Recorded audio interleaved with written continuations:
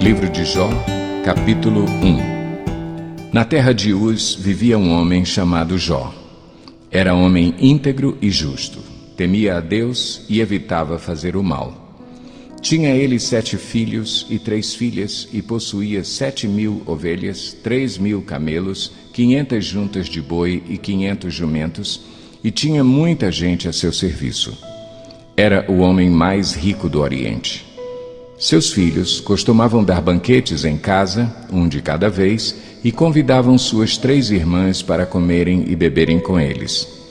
Terminado um período de banquetes, Jó mandava chamá-los e fazia com que se purificassem. De madrugada ele oferecia um holocausto em favor de cada um deles, pois pensava: talvez os meus filhos tenham, lá no íntimo, pecado e amaldiçoado a Deus. Essa era a prática constante de Jó.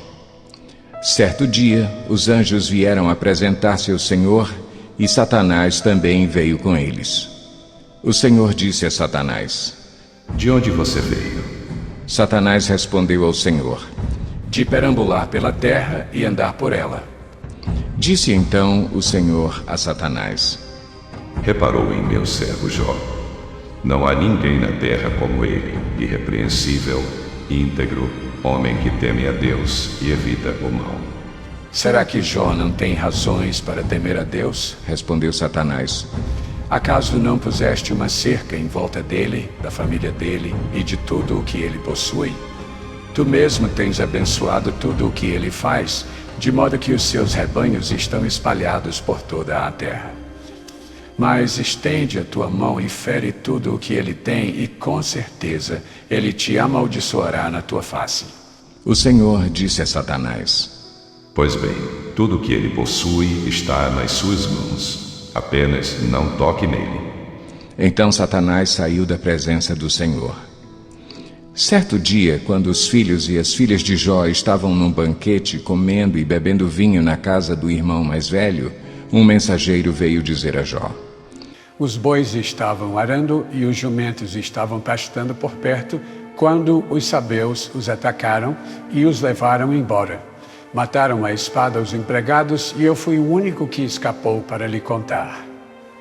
Enquanto ele ainda estava falando, chegou outro mensageiro e disse: fogo de Deus caiu do céu e queimou totalmente as ovelhas e os empregados, e eu fui o único que escapou para lhe contar.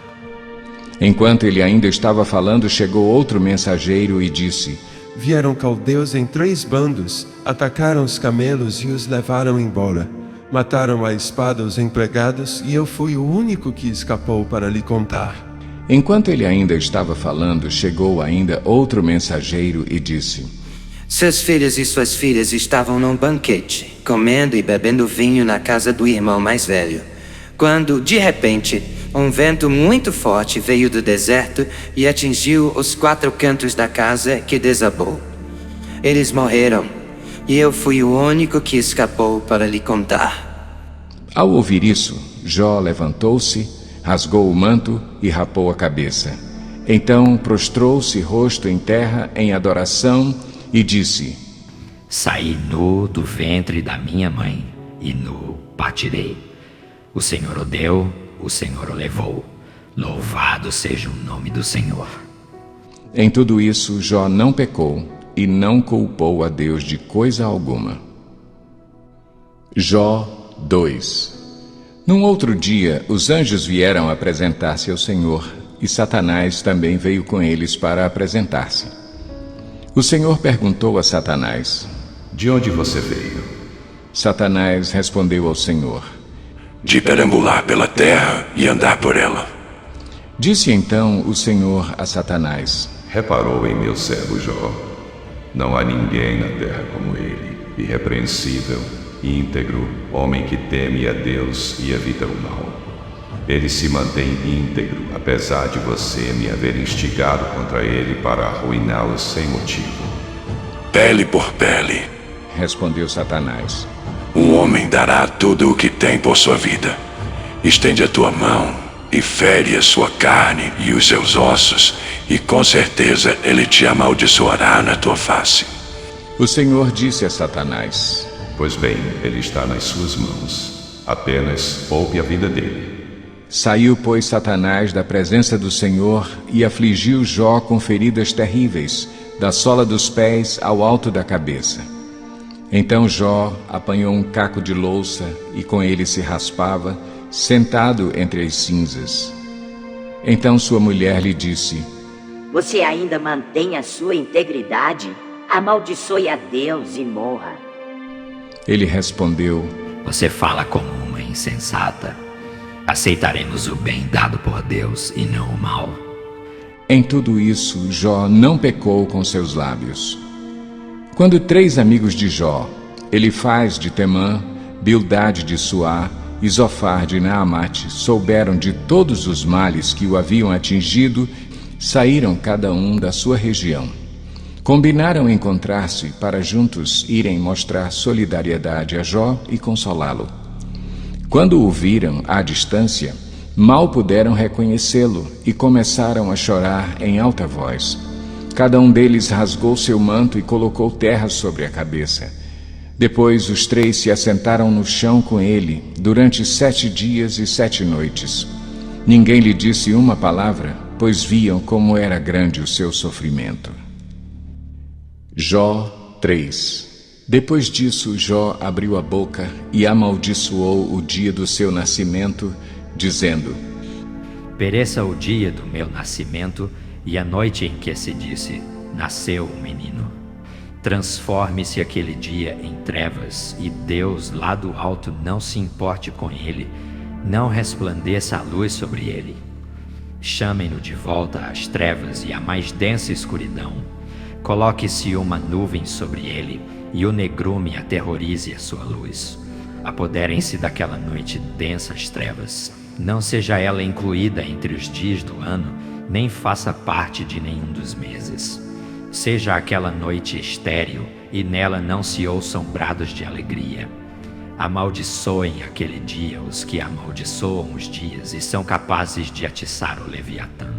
Fiquem escuras as suas estrelas matutinas, espere ele em vão pela luz do sol, e não veja os primeiros raios da alvorada, pois não fechou as portas do ventre materno para evitar que eu contemplasse males. Por que não morri ao nascer, e não pereci quando saí do ventre? Porque houve joelhos para me receberem, e seios para me amamentarem?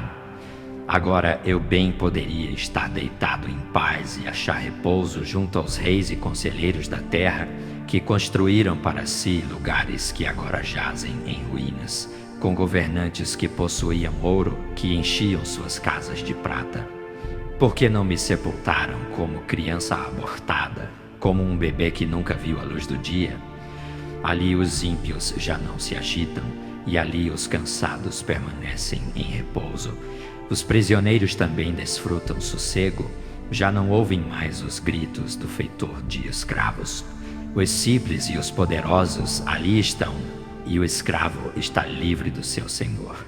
Porque se dá luz aos infelizes e vida aos de alma amargurada, aos que anseiam pela morte e esta não vem, e a procuram mais do que a um tesouro oculto, aos que se enchem de alegria e exultam quando vão para a sepultura?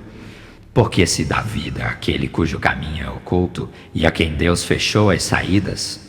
Pois me vêm suspiros em vez de comida, meus gemidos transbordam como água. O que eu temia veio sobre mim, o que eu receava me aconteceu. Não tenho paz, nem tranquilidade, nem descanso, somente inquietação. Jó 4.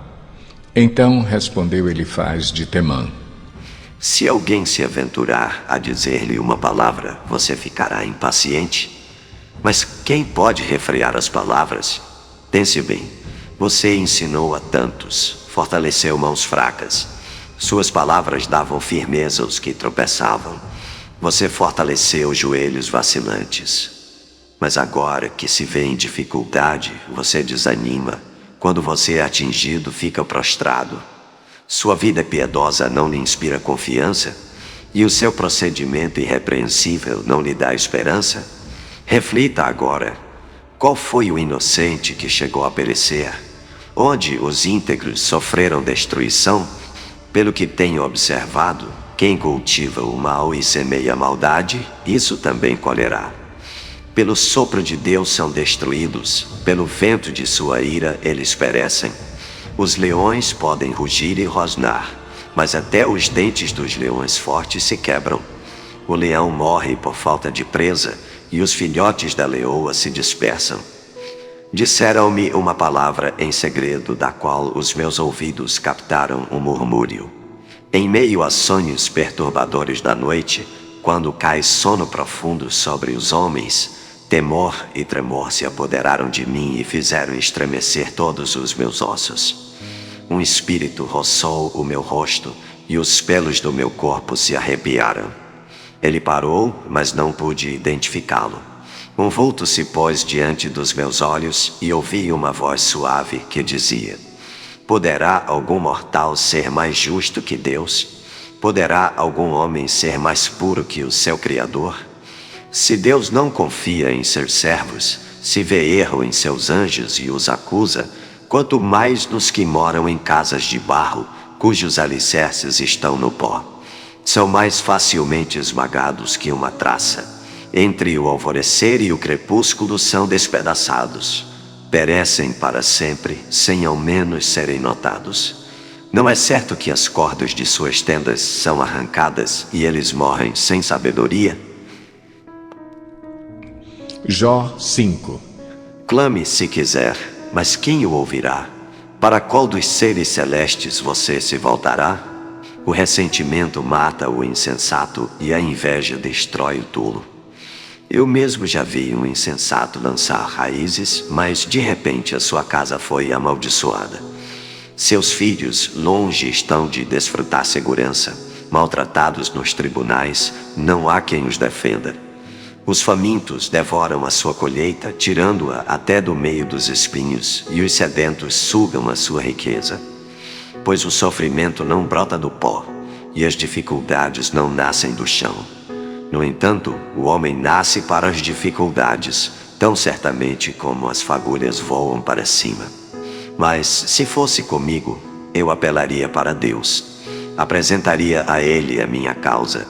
Ele realiza maravilhas insondáveis, milagres que não se pode contar.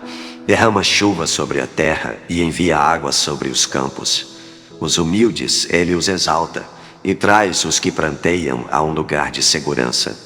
Ele frustra os planos dos astutos para que fracassem as mãos deles. Apanha os sábios na astúcia deles, e as maquinações dos astutos são malogradas por sua precipitação. As trevas vêm sobre eles em pleno dia. Ao meio-dia eles tateiam como se fosse noite. Ele salva o oprimido da espada que trazem na boca. Salva-o das garras dos poderosos. Por isso os pobres têm esperança, e a injustiça cala a própria boca. Como é feliz o homem a quem Deus corrige. Portanto, não despreze a disciplina do Todo-Poderoso. Pois ele fere, mas trata do ferido. Ele machuca, mas suas mãos também curam. De 6 desgraças ele o livrará. Em 7 delas você nada sofrerá. Na fome, ele o livrará da morte. E na guerra, o livrará do golpe da espada. Você será protegido do açoite da língua e não precisará ter medo quando a destruição chegar. Você rirá da destruição e da fome e não precisará temer as feras da terra. Pois fará aliança com as pedras do campo e os animais selvagens estarão em paz com você. Você saberá que a sua tenda é segura, contará os bens da sua morada e de nada achará falta. Você saberá que os seus filhos serão muitos e que os seus descendentes serão como a relva da terra. Você irá para a sepultura em pleno vigor, como um feixe recolhido no devido tempo. Verificamos isso e vimos que é verdade. Portanto, ouça e aplique isso à sua vida. Encerramos aqui o nosso vídeo de hoje. Muito obrigado por ficar com a gente. Compartilhe esse vídeo, inscreva no nosso canal, ative notificações e até amanhã voltaremos com a continuação da nossa leitura, plano anual de leitura de forma cronológica. Deus abençoe vocês.